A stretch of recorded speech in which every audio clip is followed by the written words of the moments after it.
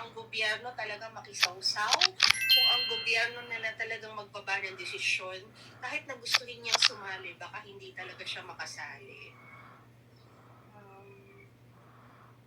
Otan, hello tita, I always have this impression sa Thailand na ang perky nila. Do you think Antonia will be Anna G 2.0? Anyways, parang iisang hulmahan. Palagay ko hindi naman. Palagay ko mas may buzz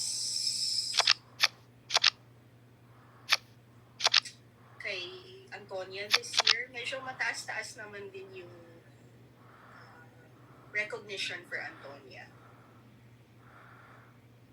Hi Kay, Pia na nakaabot kahit na onting tumbling na lang.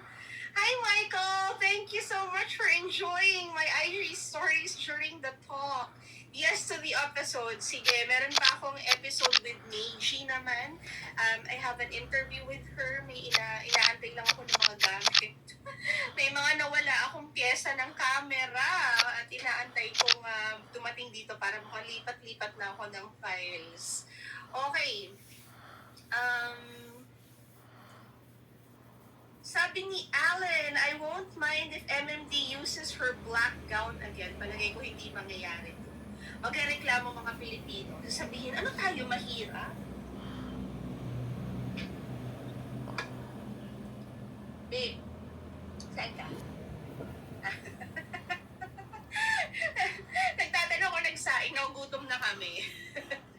So, balak kong mag-bacon.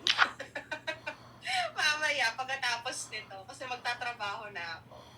Okay, ano ito mga pinagsasabi ni Doc Mike? Ano to, Doc Mike? Hindi ko nabasa. Okay, Songhoon Park, Tita Sana Pilipinas ang isigaw ni MMD sa intro sa El Salvador. Baka hindi, kasi di ba alphabetical yung order niya. Hindi mo confuse sila kung Filipinas ang isigaw niya tapos ilagay siya sa letter P. Kim Aureliana, speaking of EG, parang maganda yung black, yung gold gown ni MMD sa Mega, yung mukhang 3D printed. O sige, maglagay na tayo. Total plano ko naman dyan. Scaparelli-esque. Yan. Scaparelli-esque. Hirap i-spell nun. Okay, sige. Yes, nakita ko rin si Miss Universe Canada. Nakakompete po ni kasama ni Hannah Arnold ng Best Body. Kaya nga, bardagulan sila doon, di ba? Andun yung mga balik-balik. Sabi ni Kissa, silver and copper will be good for MMD. Metallic, it shows strength and stability like her personality. Janine T, Miriam Q, and Venus R. Ako, tingnan natin. Ayun, tita, Black Filipiniana for MMD. Aba, bakit hindi? Diba? Parang sagot sa puting Filipiniana na dalisay ni Alaysa Malinaw. Why not? Dumadami na, ha? Sabi naman na ni Summer, Nicaragua daw siya. Si Kape-Kape naman, Rio Moriesque.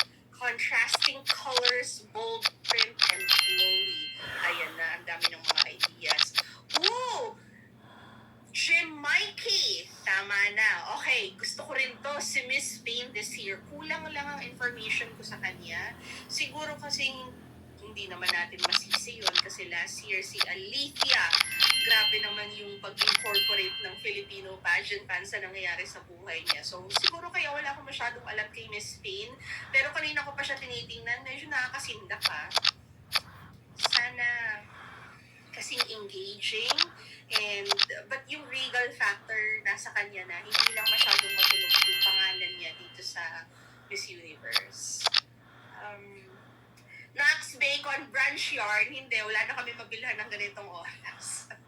May hotdog kami, may tender juicy. Hindi ko lang alam kung may itlog. May itlog tayo? Meron. Ha? Meron. Meron daw, meron.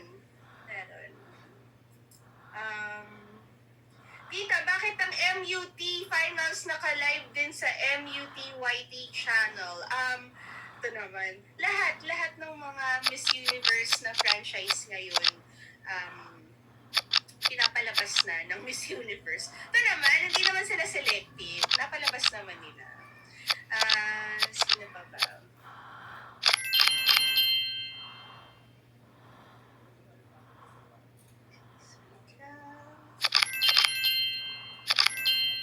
Tita, so many haters on MMD's hair, pero ako talaga super high fashion ang tingin ko sa hair niya. Especially po sa